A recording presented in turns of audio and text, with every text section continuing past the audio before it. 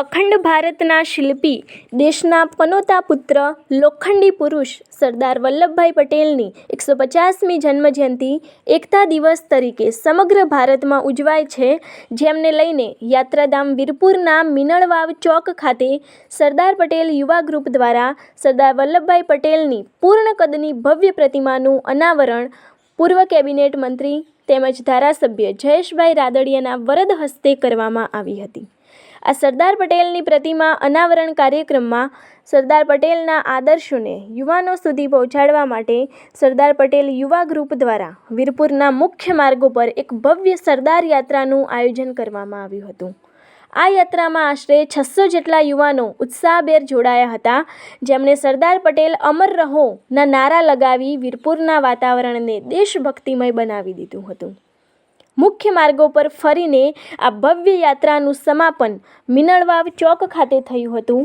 સરદાર વલ્લભભાઈ પટેલની આ પ્રતિમા અનાવરણ કાર્યક્રમમાં વીરપુરના તમામ સમાજના લોકો જોડાયા હતા। ત્યારે એકતા દિવસે વીરપુરમાં એકતાના દર્શન થયા હતા।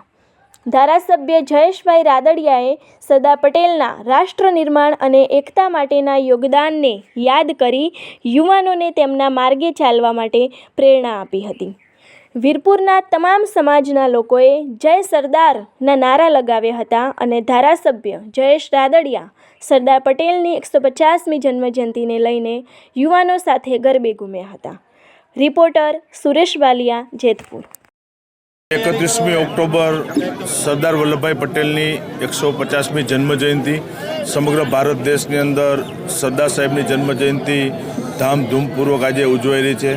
31મી ઓક્ટોબર એટલે એકતા દિવસ અને આજના દિવસે જેતપુર તાલુકાના વીરપુર ખાતે સરદાર પટેલ યુવા ગ્રુપ દ્વારા સરદાર વલ્લભભાઈ પટેલની પૂર્ણ કદની પ્રતિમાનું આજે અનાવરણ કરવામાં આવ્યું। માનું છું કે સરદાર સાહેબનું જીવન, સરદાર સાહેબના વિચારો એ વર્ષો સુધી આવનારી પેઢી ઉપર કાયમી માટે પ્રેરણાદાયી રૂપ રહેશે અને જે રીતે આજે વીરપુરને આંગણે સરદાર વલ્લભભાઈ પટેલની પ્રતિમાનું અનાવરણ થયું છે, સરદાર પટેલ યુવા ગ્રુપના તમામ મિત્રોને હૃદયપૂર્વકના અભિનંદન આપું છું અને સરદાર વલ્લભભાઈ પટેલની પ્રતિમા અહીંથી નીકળતા એમના દર્શન થાય, એમને જોઈ અને એમને જીવેલું જીવન, એમને આપેલા માર્ગદર્શન એ કાયમી માટે આવનારી વર્ષો સુધી ભારતભરની પેઢીની અંદર કાયમી માટે ઉતારી જાય એવું એનું જીવન હતું અને વીરપુરને આંગણે આજે પૂર્ણ કદની સરદાર વલ્લભભાઈ પટેલની પ્રતિમા સરદાર યુવા ગ્રુપ દ્વારા આજે કાર્યક્રમ પૂર્ણ કરવામાં આવ્યો છે।